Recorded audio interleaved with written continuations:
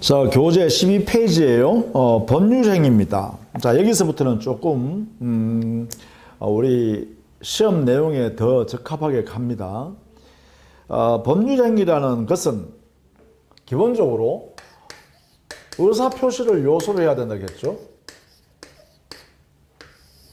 자, 첫 번째, 반드시 이 행위 안에 의사표시가 요소로 들어가 있어야 합니다.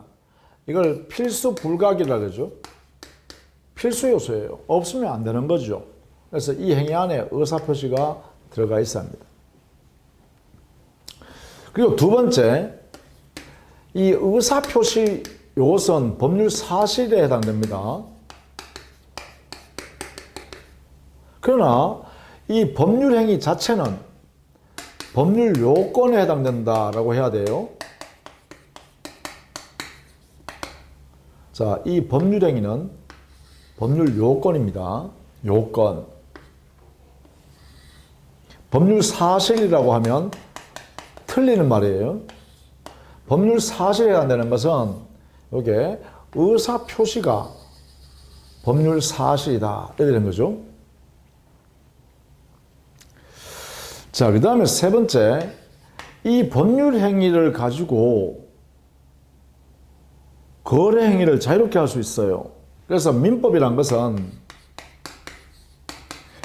개인의 자유로운 의사결정, 자유로운 활동을 통해서 자기 의사를 실현해 나가는 것을 보장해 주는 제도예요. 그 제도, 그것을 목적으로 해요.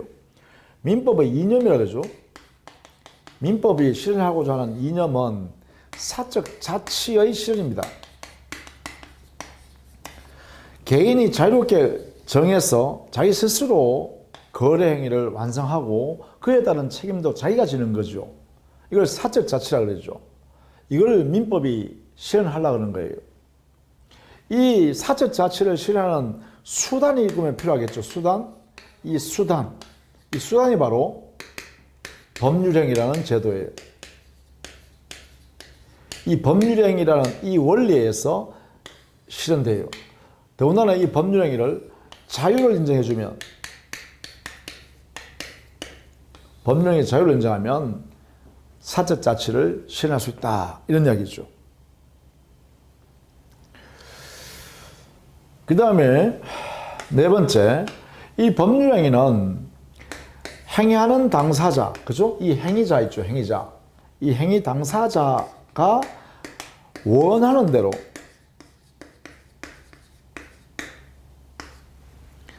권리, 의무라는 법의 효과를 만들어내죠.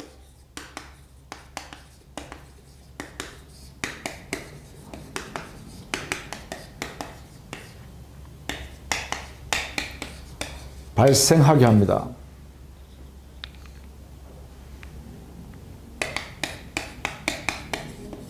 이렇게 되겠죠? 법률행위는 원하는 대로 법률 효과를 만들어낸다. 원하는 대로. 이렇게 되겠죠? 자, 이 내용이 바로 법률행위의 가장 기본적인 요소, 내용입니다. 요소가 되는 내용이에요. 법률행위를 만들기 위해서는 의사표시가 반드시 들어가 있어야 한다. 그래야 법률행위다. 그 법률행위가 갖추어지면 법률 효과가 만들어질 수 있는 요건을 다 갖추었다. 그리고 이 법률행위가 하는 기능은 바로 사적 자치 실현의 수단이다. 수단이다. 그죠? 수단이다. 그러면 법률행위를 하게 되면 어떠한 결과가 발생하냐 하면 당사자가 원한 그 내용대로 권리 의무가 생깁니다. 이렇게. 이런 내용이 바로 법률행위다라는 것이에요. 이 내용이 바로 12페이지, 13페이지에 걸쳐서 설명해 놨습니다. 자, 그러면 이러한 법률행위는 종류를 분류를 해보자. 나누어보자 이 말이죠. 법률행위를 나누어보자. 여기는 첫 번째, 의사표시의 개수와, 즉 의사표시가 들어가야만 법률행위가 만들어진다 했으니까 의사표시의 개수와 그 의사표시를 하는 방향, 이 방향을 가지고 각각 나누어 보면 여기는 단독행위, 계약, 합동행위 이렇게 나눌 수 있어요. 먼저 단독행위란 것은 우리 교재 13페이지에 거기에 동그라미 1번으로 정리해놨죠. 단독행위란 의사표시 한계가 들어가서 만들어 놓은 법률행위를 단독행위라고 한다. 이 단독행위는 상대방 있는 단독행위도 상대방 없는 단독행위도 인정된다. 그죠? 단독행위는 상대방이 있는 단독행위도 있고 상대방이 없는 단독행위도 있다. 자, 요 유형도 알아두셔야겠다. 단독행위 종류. 단독행위 자체의 종류는 상대방이 있는 것과 상대방 없는 것이 있어요. 이때 상대방 있다, 상대방 없다라는 의미는 이 단독행위의 의사표시가 상대방한테 도달해야 효력이 발생하는 것을 상대방 있는 단독행위라고 그러고, 단독행위에 있어서의 의사표시가 상대방한테 도달하지 않아도 그 단독행위 효과가 발생하는 것, 권리 의무가 발생하는 것을 상대방 없는 단독행위라고 그래요.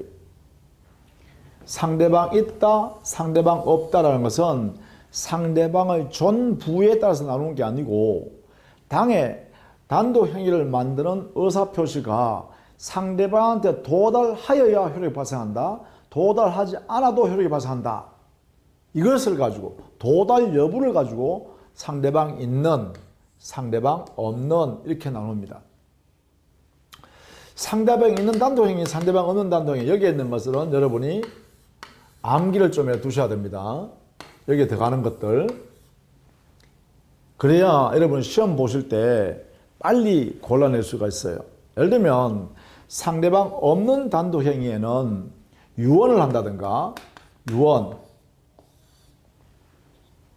유언은 상대방이 설령 존재하고 있어도 유언한 당사자인 유언자가 사망하면 유언의 효력이 발생합니다.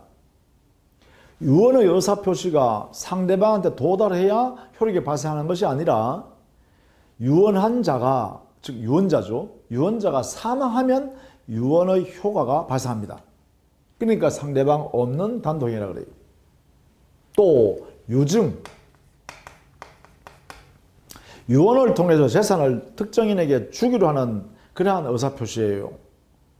이 유증도 유언을 통해서 하는 거니까 결국은 유증을 한 당사자가 사망했을 때 그 당시에 그 재산을 받기로 되어 있는 사람이 존재하고 있으면 그 유증 효과가 발생합니다. 그러니까 도달의 여부가 필요 없죠. 또 재단법인 설립행위도 여기 들어갑니다.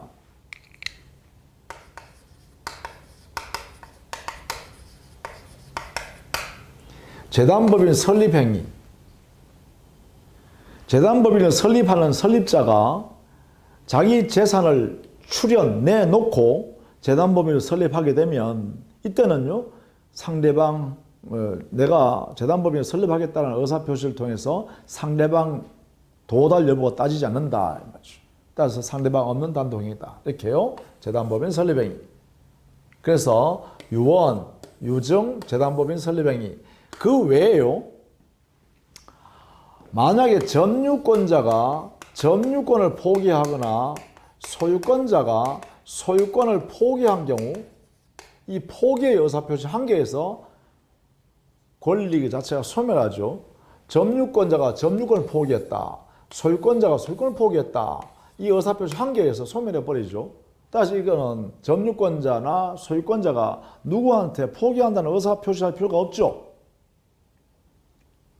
상대방이 받아야 할 필요가 없죠.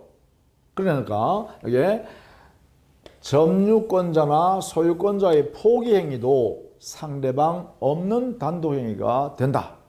그죠? 이거는 우리는 나중에 물권법에 가서 또 한번 보겠습니다. 자, 그 다음에 상대방 있는 단독행위요. 여기는 동의하는 행위, 철회하는 행위. 동의라는 것은 어떠한 행위에 대해서 그 행위에 대한 내용을 인정해 주겠다라고 인정하는 부수행위죠. 이게 동의예요. 이때는 동의를 받는 사람이 있다. 그 사람에 도달해야 동의 효력이 발생합니다. 철회라는 것은 자신의 행위의 효과가 발생하기 전에 그 행위를 거두어 드리는 거예요. 없애버리는 거죠. 따라서 상대방한테 철회한다라고 하는 의사를 표시하고 그 의사 표시가 상대방한테 도달해야 효력이 발생한다는 거죠. 철회.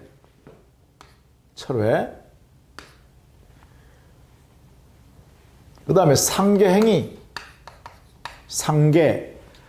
상대방도 나한테 권리, 채권을 행사할 수 있는 돈 받을 권리가 있고 나도 그 상대방한테 돈 받을 권리가 있어요. 그 금액이 같은 거예요. 그리고 변제할 날짜가 서로 다 돌아왔어요. 그러면 내가 내 채무 변제하고 상대방한테 채권 행사해서 돈을 변제받고 이게 주고 받을 필요가 없겠죠. 그러면 대등 금액에 관해서 우리 주고받은 걸로 하자 이렇게 의사표시하면 상대방의 채권, 나의 채권이 대등한 금액에서 소멸해 버린다. 그죠? 이게 바로 상계라 그러죠. 상계. 이것도 상대방한테 야, 우리 상계하자 이렇게 하는 의사표시를 함으로써 그 의사표시가 도달하면 상계 효과가 발생한다. 이런 이야기죠. 그 다음에 추인하는 행위. 추인하는 행위는 일단 존재하는 행위에 무슨 흠이 있어요. 그 흠이 치유된 후에 그 행위에 대한 효과를 인정하겠다라고 나중에 인정하는 의사표시죠. 그 인정하는 의사표시가 상대방한테 도달하면 효력이 생긴다 이 말이죠. 추인.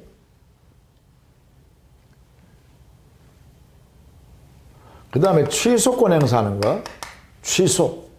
존재는 거래행위에 제한 능력이나 착오나 사기강박이 이러한 행위가 끼어들어 있어요.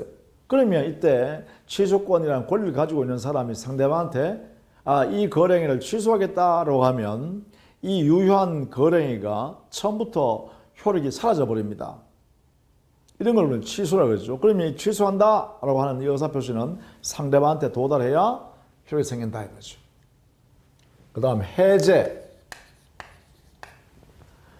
계약이 유효한 계약이 존재하는데 그 상대방이 채무자가 채무를 이행하지 않아. 그래서 채무 이행하라고 촉구했음에도 불구하고 여전히 이행하지 않는다고 하면 당연히 그 채권자가 상대방 채무 불이행한 채무자에 대해서 야, 이 계약 없던 걸로 하자 이렇게 하는 거죠. 그렇게 되면 이 존재하는 유효한 계약이 처음부터 그 효력을 상실해 버립니다. 그러면 상대방한테 해제한다는 의사 표시가 도달해야겠죠. 그 다음 해지. 이것도 마찬가지입니다. 유효한 계약이 존재하는데 상대방이 채무 불이행하니까 이 계약을 우리는 없던 걸 하자 이렇게 함으로써 해제는 처음부터 효력을 상실시키는 것이고 해지는 해지한 그때부터 앞으로 계약관계가 사라지는 겁니다. 이것은 소급하여 무효를 만드는 것이고 이것은 해지하면 장래적으로 효력을 상실하게 하는 것이죠.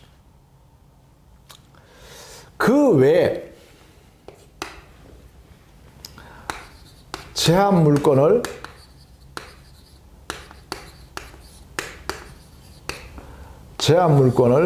포기하는 경우에 제한 물건인 지상권자가 지상권 설정자한테 자기와 거래한 지상권 설정자인 토지 소유자한테 나 지상권 포기할게 라고 하면 이 포기 의사표시를 누구한테 해야 되냐 하면 바로 지상권 설정자인 토지 소유자한테 해야 되죠. 이것을 우리는 제한 물건의 포기라고 해요. 전세권도 마찬가지입니다. 전세권자가 전세권 포기하겠다라고 하는 것은 그 포기한다는 의사표시를 전세권 설정자한테 해야 하죠. 따라서 그 전세권 설정자가 그 의사표시, 그 사실을 알 수 있는 상태가 되었을 때 드디어 포기 효과가 발생한다. 제한 물권의 포기. 상대방이 있는 단독행위다. 이렇게요. 자, 여기서 우리는 이 단독행위에 중요한 특성이 있습니다. 단독행위의 특성. 첫 번째, 이 단독행위는 자유롭게 마음대로 만들어내서 할 수 있는 게 아닙니다. 이 단독행위는 법에 정해져 있을 때만 허용합니다. 그래서 단독행위는 법정주의이다. 법에서 정해져 있는 단독행위일 때만 허용된다. 단독행위 자유가 아니다. 단독행위는 마음대로 만들어내서 행사하는 게 아니다. 단독행위는 법에서 인정하는 경우에만 가능하다. 이걸 법정주의라고 합니다. 단독행위 법정주의. 두 번째, 이 단독행위에는 조건이나 기한을 원칙적으로 붙이지 못한다. 조건이나 기한에 친하지 않다.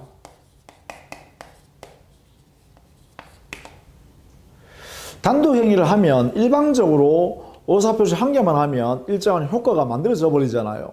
그러다 보니까 상대방한테는 굉장히 불리한 내용이죠. 그럼에도 불구하고 법에서 인정하기 때문에 그 단독행위가 허용됩니다. 그런데 조건이나 기한을 붙여서 단독행위를 하면 상대방에게는 더 불리해지죠.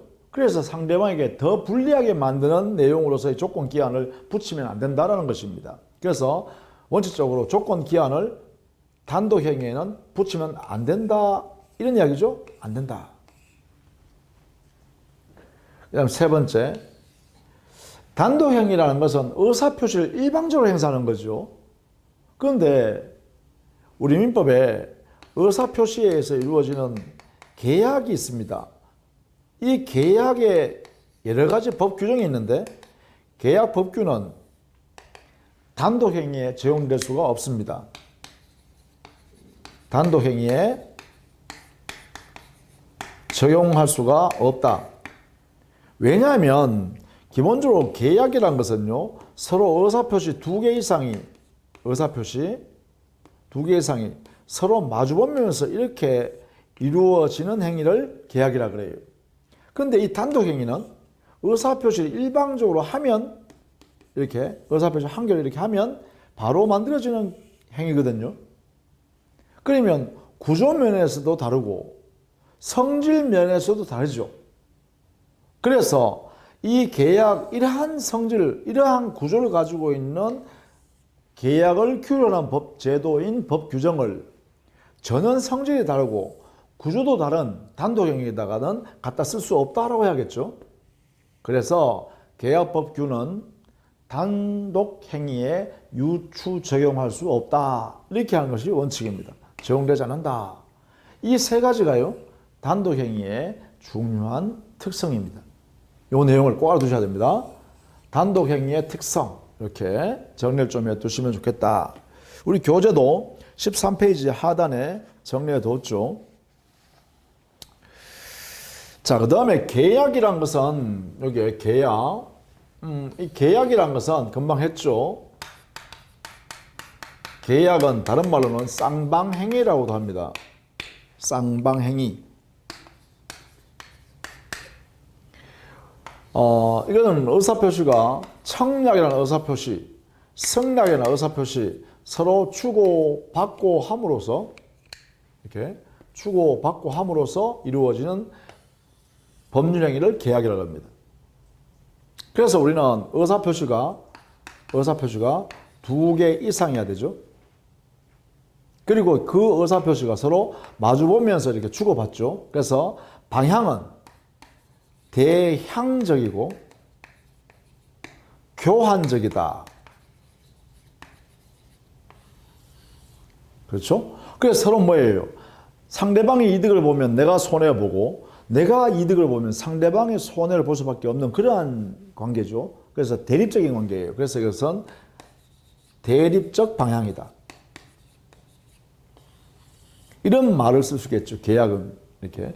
이 계약은 우리가 나중에 계약법에서 우리가 구체적으로 배우니까 거기 가서 상세하게 보고 요 정도만 그 특성을 알아두시면 되겠죠. 그 다음에 합동행위예요. 이 합동행위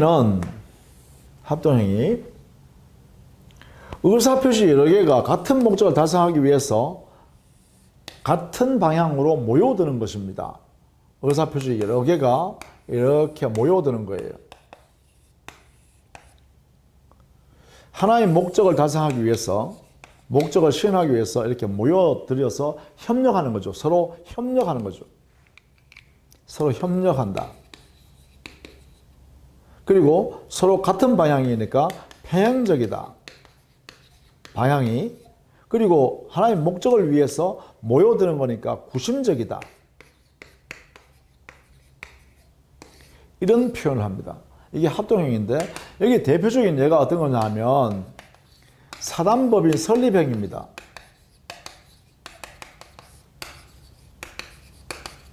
사단법인 설립행위.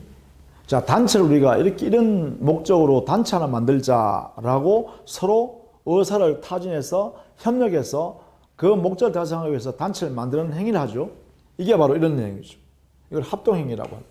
합동행위. 여기는 뭐 이런 정도 예만 이렇게 알아두시면 좋겠습니다. 이렇게.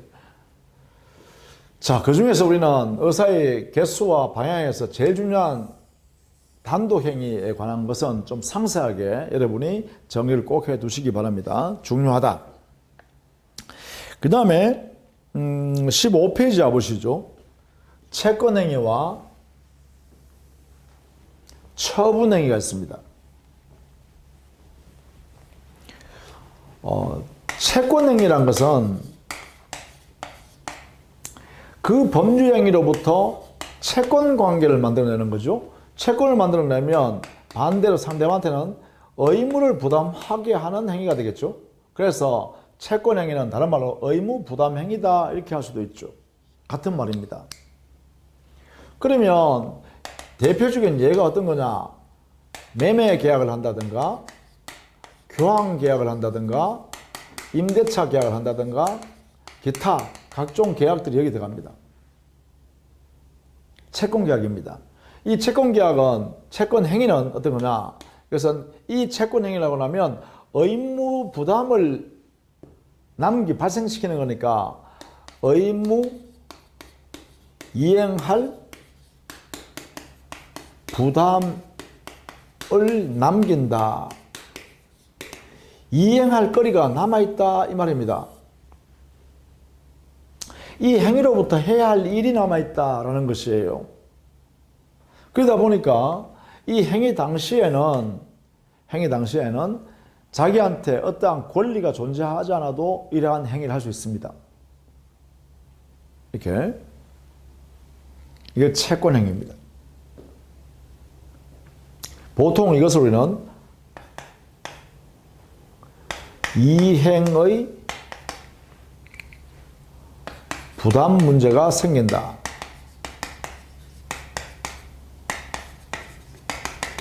이렇게 표현하죠. 같은 말입니다. 의무 이행할 부담이 개인에게 생긴다라는 것이에요. 이게 바로 채권행위다. 그래서 매매, 교환, 임대차, 기타 각종 계약들이 여기 들어갑니다. 매도인은 소유권 이전할, 재산권 이전할 의무 부담할 게 남아있고 매수인은 약속한 대금을 지급할 게 남아있죠. 교환 계약일 때는 재산권을 서로 넘겨줘야 할 의무 이행할 거리가 남아있죠. 임대차 계약하면 임대인은 계속 사용 수익할 수 있도록 임차인에게 배려해줄 의무 이행할 부담이 남아있죠.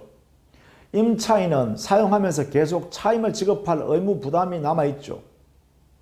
이렇게. 그래서 이행 부담할 거리가 이렇게 남긴다라는 것입니다. 남긴다. 이에 반해서 처분행위요. 이 처분행위는 법률행위에 의해서 발생하는 관계가 권리의 종국적 처분이 이루어진다. 이런 이야기예요. 자, 이 처분이란 말의 의미는 재산권의 종국적 거래행위가 완성되어 버리는 거죠. 재산권 이전의 완료. 이걸 종국적 변동.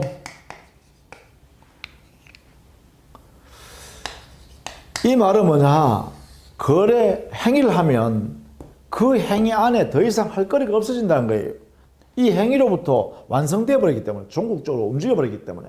그래서 여기는 이행의 부담이 남지 않는다. 이렇게 표현할 수 있겠죠. 여기는 이행의 부담이 남는다 했는데 여기는 부담을 남기지 않는다 이렇게 된 거죠. 그러면 예컨대 처분행위에 해당되는 것이 어떤 게 있느냐 하면 여기는 물권 행위와 준 물권 행위가 여기에 해당됩니다. 이게 물권 행위라는 것은 어떤 거냐 하면 이런 거죠. 소유권이라는 권리를, 물권을 양도하는 행위, 소유권 양도 행위, 지상권 설정하는 행위, 지역권 설정하는 행위, 전세권 설정하는 행위, 저당권 설정하는 행위, 또 지상권, 지역권, 전세권, 저당권을 양도하는 행위, 이런 것들은 전부 다 물권 행위예요. 물권, 앞에 있는 동그라미가 전부 다 물권이죠. 물권을 움직이게 하는 행위, 만들어낸다든가 이렇게 움직이는 행위가 있다, 그죠? 그래서 물권 행위예요. 이에 반해서 여기에 있는 준 물권 행위는, 준 물권 행위, 여기는 물권 이외의 재산권이 종국적으로 움직이는 행위예요. 그럼 이런 걸 예를 들 수 있겠죠? 채권을 양도한다든가, 채권 양도하는 행위, 뭐 특허권을 양도하는 행위, 저작권을 양도하는 행위,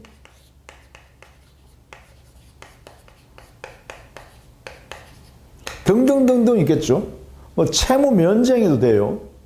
채권 포기 행위, 그죠? 채권 포기하는 행위, 이런 것도 여기에 들어갑니다. 준물권 행위.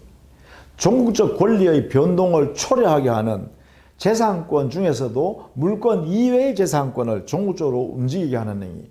움직인다는 것은 발생시키거나 변경시키거나 소멸시키는 것을 말하죠.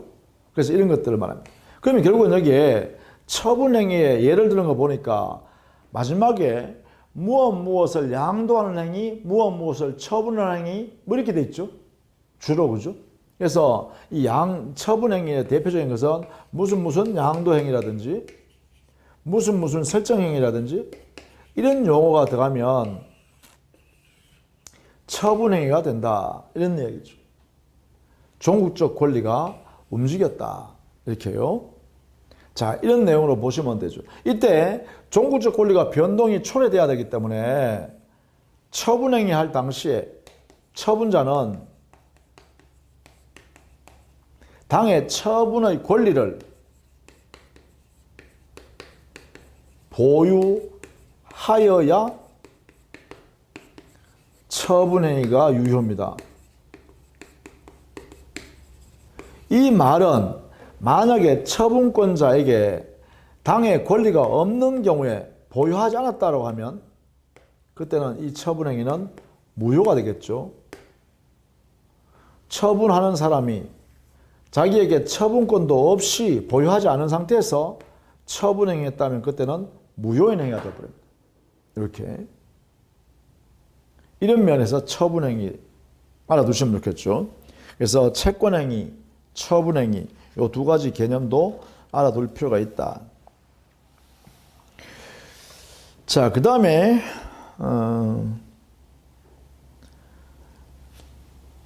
17페이지에 가면 거기에 6번 있죠. 양갈로 6번 생전행위, 사후행위.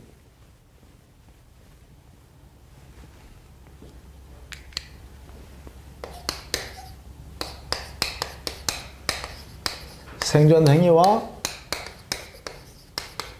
사후행위. 이 법률행위로부터 권리 발생이라는 요소가 행위 당사자가 사망하여야 효력이 발생하는 것을 사후행위라 그래요.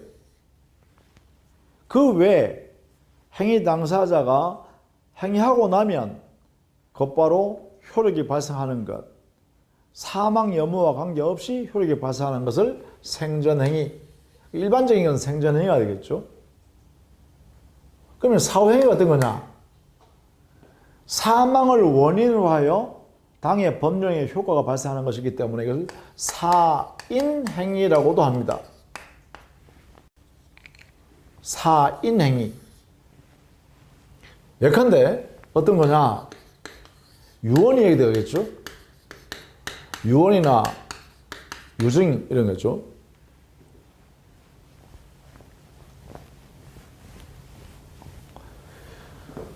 유언자가 사망하면 유언의 효력이 발생합니다. 유증자가 사망하면 수유자가 생존하고 있다면 발생합니다. 그러니까 유언이나 유증은 행위한 사람이 사망하면 효력이 발생한다는 면에서 사후행위 또는 사인행위다 이렇게 표현하는 거죠. 그 외에 사인 증여 계약도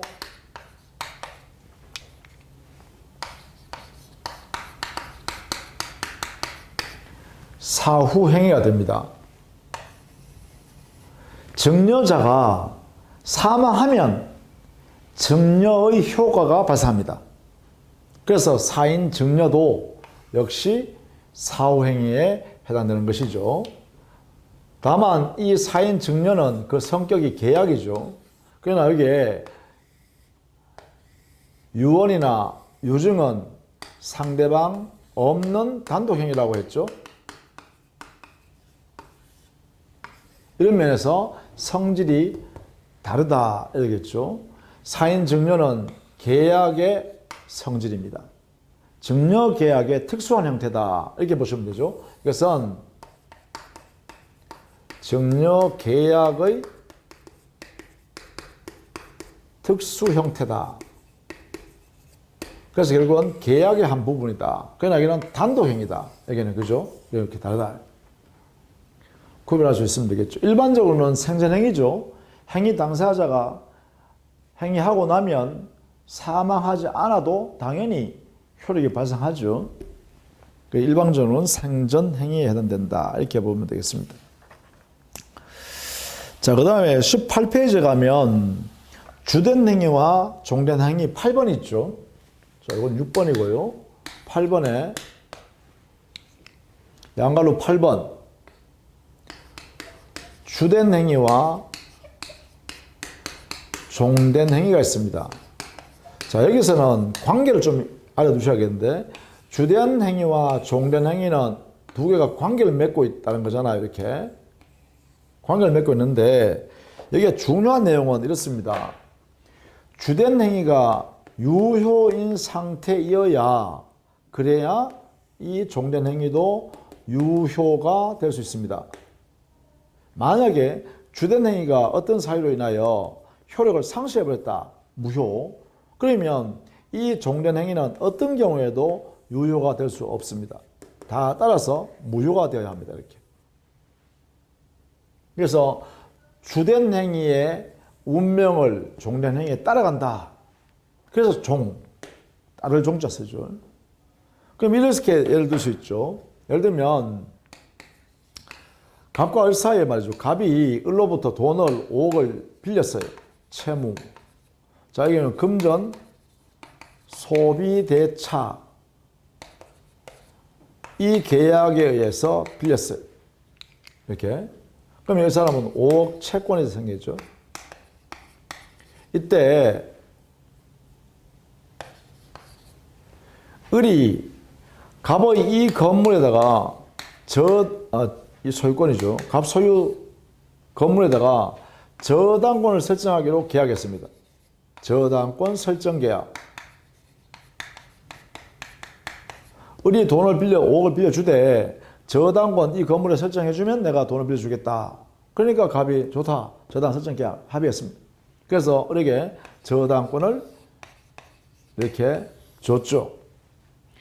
자, 여기서 보면 돈을 빌리는 관계가 있었기 때문에 주된 계약이죠. 이 계약이 했으므로 이게 저당권 설정 계약을 하게 되겠죠. 종된 계약이 되겠죠. 그래서 만약에 우리가 여기에 있는 주된 계약 관계가 효력을 상실하게 되면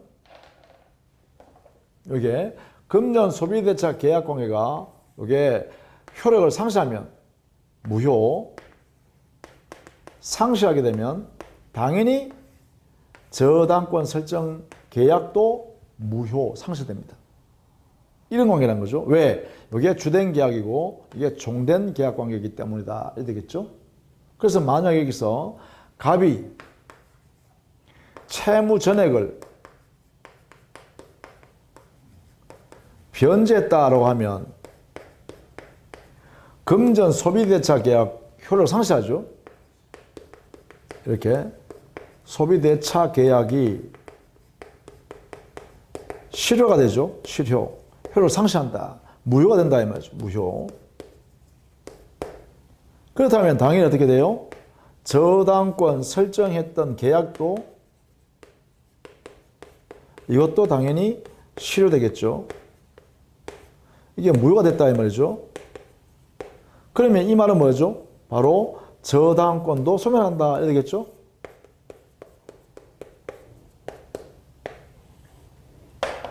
이런 관계가 되겠죠. 자, 이게 바로 주된 계약, 종된 계약 이 관계가 발생하는 내용입니다. 주된 계약, 종된 계약, 주된 행위, 종된 행위, 그렇죠? 이런 관계에서 주된 행위가 유효가 되어야만 종된 행위도 유효가 될 수 있다. 만약에 주된 행위가 무효가 되면 종된 행위는 효력을 상실할 수밖에 없다. 이렇게 해석하는 것이죠. 이 관계도 우리가 좀 알아두셔야 합니다. 주된, 종된이라는 말이 붙으면 이런 관계다라는 것도 함께 알아두시면 좋겠다. 자, 이렇게 해서 법률행위의 의미와 그 다음에 의사표시와 법률행위 관계 그리고 법률행위의 유형을 조금 중요한 것들을 중심으로 살펴봤습니다. 자, 다음 시간에는 이 존재하는 법령행위가 성립하기 위해서 필요한 요건과 소멸하기 위해서 필요한 유효가 되기 위한 요건이 뭘까? 이걸 이제 보겠습니다. 그걸 우리는 보통 법령의 요건이라는 제목하에 다룹니다. 자, 다음 시간에는 법령의 요건 하겠습니다. 수고했습니다.